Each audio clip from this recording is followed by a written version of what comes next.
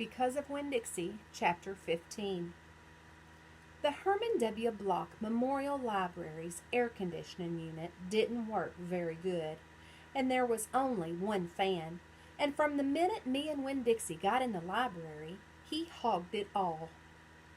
He lay right in front of it and wagged his tail and let it blow his fur all around.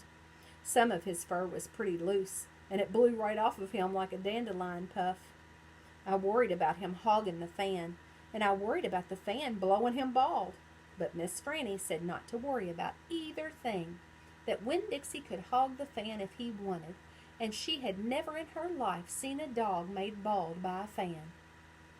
Sometimes when Miss Franny was telling a story, she would have a fit. They were small fits, and they didn't last long, but what happened was she would forget what she was saying. She would just stop and start to shake like a little leaf.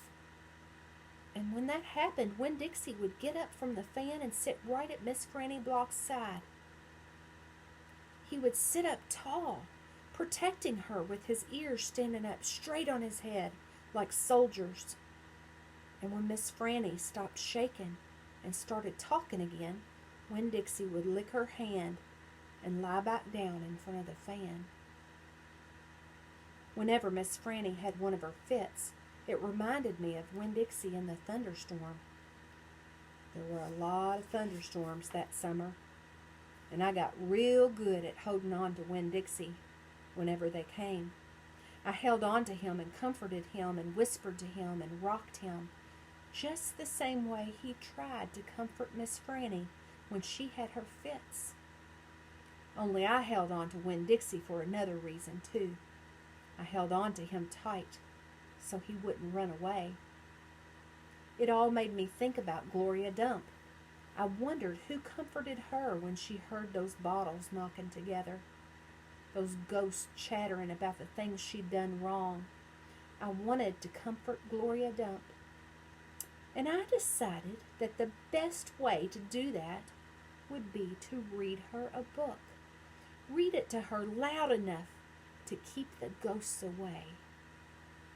And so I asked Miss Franny. I said, "Miss Franny, I've got a grown-up friend whose eyes are going on her, and I would like to read her a book out loud. Do you have any suggestions?"